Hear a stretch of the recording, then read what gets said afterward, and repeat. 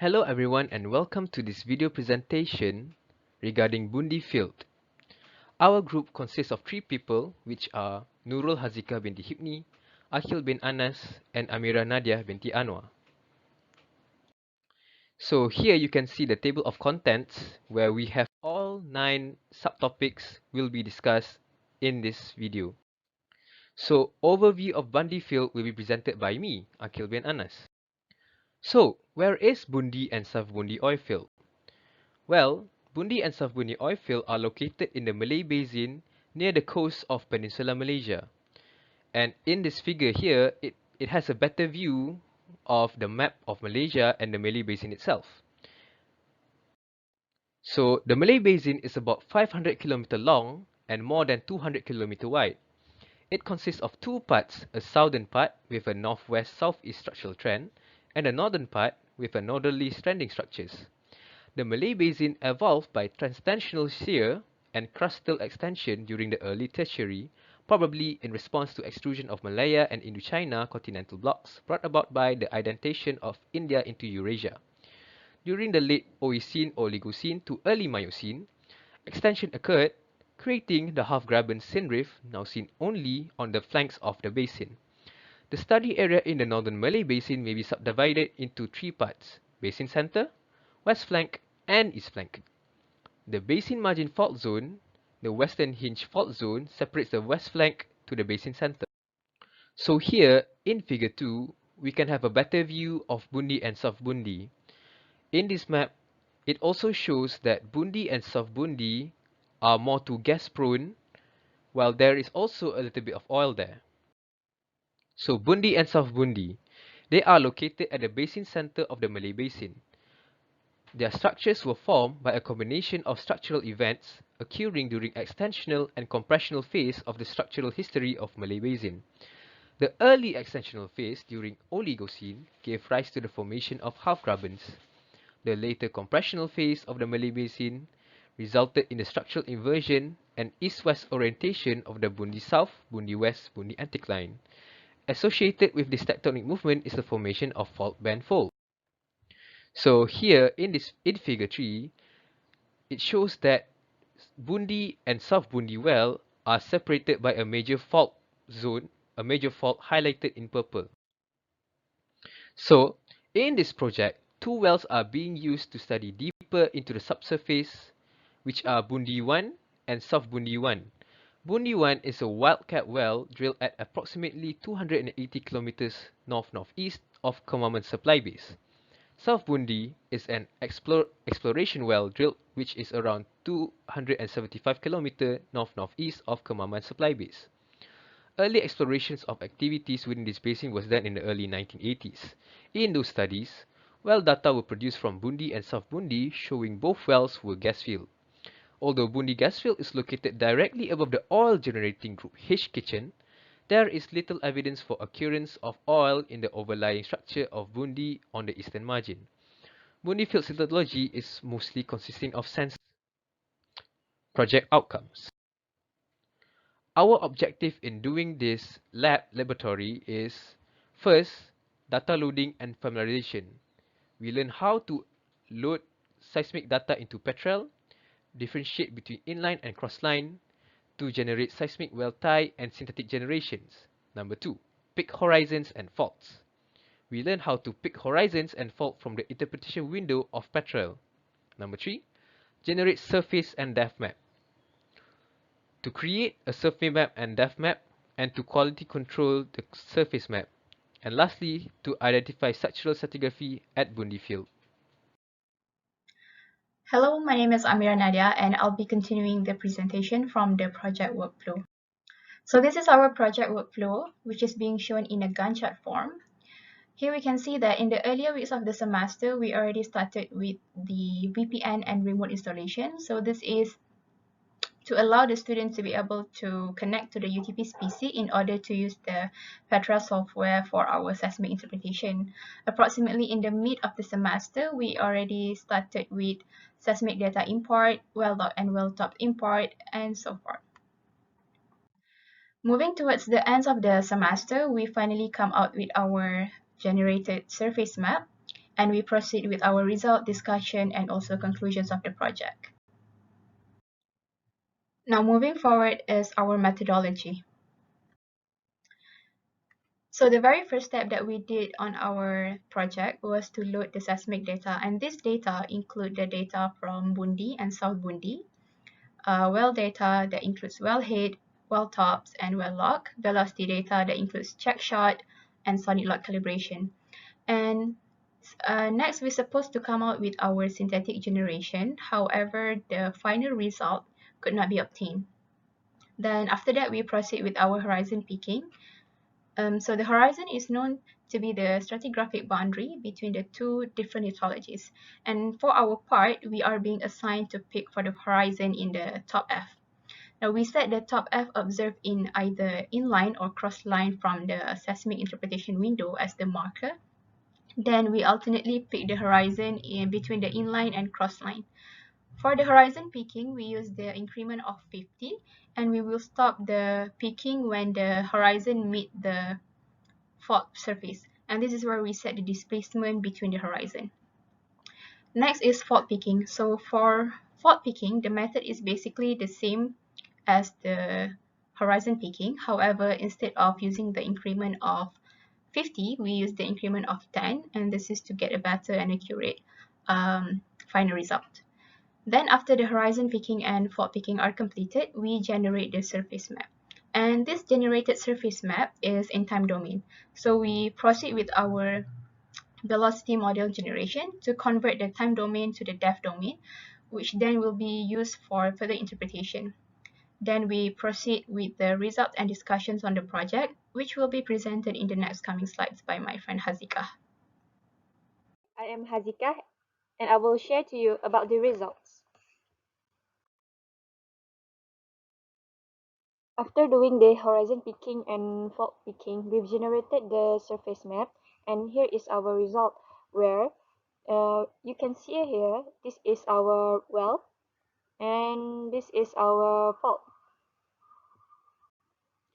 So from this legend, we can observe that the highest elevation is negative 1400 and the lowest is negative 1900. So this is our top view of surface map where there is 8 faults here. After generating the surface map, we use the velocity model to convert into time domain and depth domain.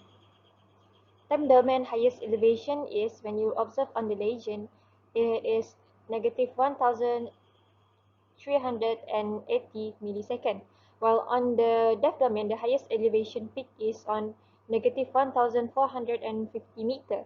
So we can observe that the time domain map has situated higher than depth domain. Then we will do structural interpretation on our study area. First, we interpret the surface map with fault dipping direction. Before we are doing the fault picking, we first determine the dipping direction of the fault. Taking the example of fault D, this is the fault D. The dipping direction is toward the east. So we pick the fault on the inline because it will be more visible. So alternatively, if the fault is dipping direction is on to the north or south, you pick it on the X line. The factor that influences the fault direction picking is actually based on the dipping of the fault. On the table, we analyze from the petrol, we obtain the dip angle, dip azimuth, displacement, and length of the fault. Focusing on the dip angle, we have the dipping angle around 35 degree to 50 degree. So we have fault B, and then we have fault B, which is highest degree of dipping. Then we observe on the displacement. The displacement is the measure of separated horizon due to the fault, and fault hash has the biggest displacement.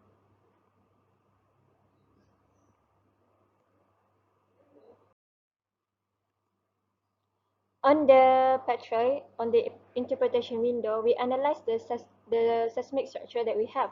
For example, when you see on the circled one, there is a compression from north and south that compress to form the anticline. This section is found on X line. Other than that, we also can observe compression activities on our section, which is compression from north to south. There is two normal fault here, whereas it is on the figure 10 and figure 11. This compression occurred due to the sigma 1 compressing on north and south, creating the normal fault.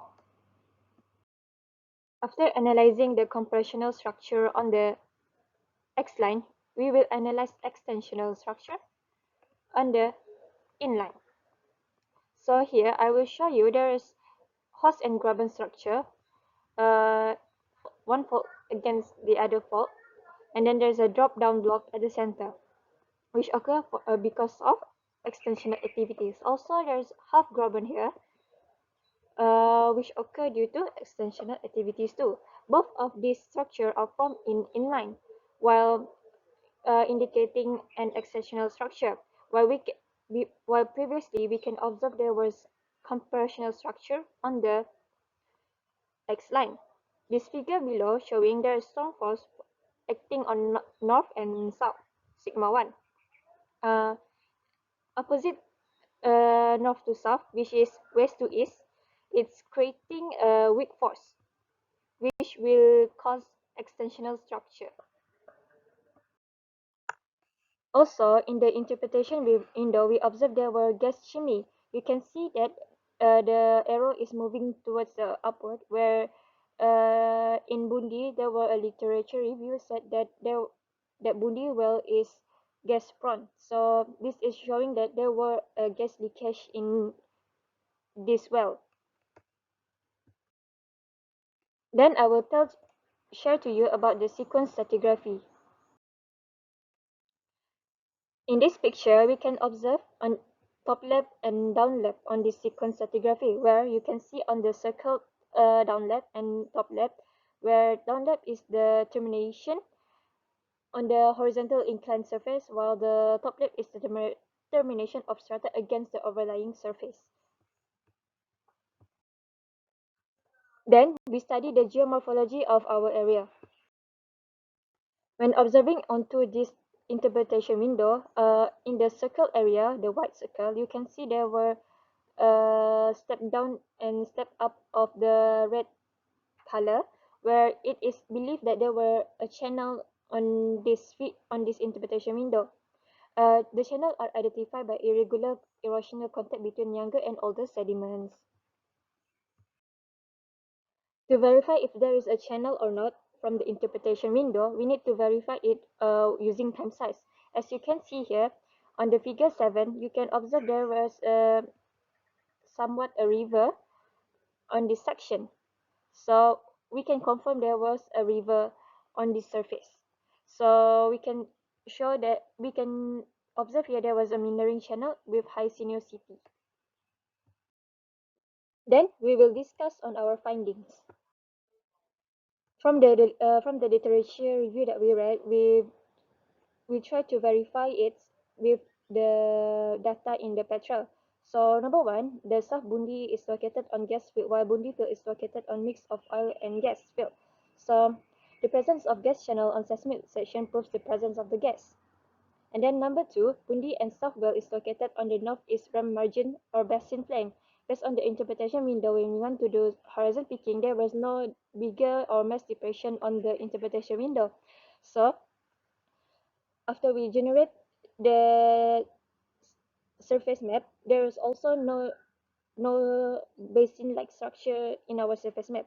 Then number three, the existence of compression and extension at Malay Basin Central Malay Fault System is comprised of Bundi Fault Zone by Lee Kit Kong. So based on our discussion, there is normal fault compression on extent and horse and gravel structure showing extensional on inline. The number 4, Bundi, is located near to major northerly, where we can see there was a northerly fault in our section. To prove on the existence of the hydrocarbon in our section, there is the presence of gas chimney on the section, a subsurface leakage from a poorly sealed hydrocarbon accumulation, the gas can cause overlying rocks to have a low velocity. Gas chimneys are visible in seismic data as areas of poor data quality are pushed down. And then you can see on the figure 21, the gas can move towards the upward. Also, number 2, the presence of anticline on deeper section with anomaly with high response linearly above the anticline, indicating overmature source rock releasing gas. So on the figure 22, you can observe there is an anticline on the underneath, and um, over the anticline you can see some anomaly. So we are expecting there were hydrocarbon on the section. Then we do interpretation on stratigraphic and fault direction, where we determine the fault dipping direction to determine where is our fault peaking. Is it on inline or X line? Then the interval that we use for the fault peaking is 10 interval. Compared to the horizon peaking, we only use 50 uh, increment. And then there were 8 fault found which related to extensional and compressional activities. And then this fault is important because it has the role in migration and accumulation of the hydrocarbon, and also it may has caused the hydrocarbon to escape away. And then lastly, from the data that we interpret, the faults are dipping around 30 to 50 degree. On the figure, you can observe the direction of dipping, and then also you can see the side view of the fault. Next is our conclusion. In conclusion, the Petra software provide a broad range of interpretation tools that enable the interpretations of the structurally and stratigraphically challenging seismic section. Bundi and South Bundi, which being practiced for this study, is believed to be positioned at the basin rim of the Malay Basin. The higher resolutions of the depth map provide the better interpretations on the surface structure.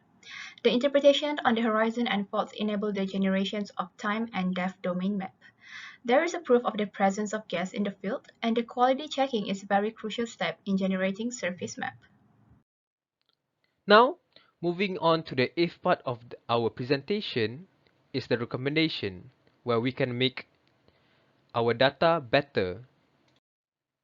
So our recommendation is that synthetic correlation will fail to be produced, so we believe that it should be generated. Smaller increment for inline and crossline should be used for better resolution of the surface map, and make sure there is no knot in the surface map and bullseyes. Last but not least is our references. So these are some of the references that we managed to obtain in our discussion and also interpretations for the Bundi field. And with that marks the end of our presentation from Group 5. Thank you.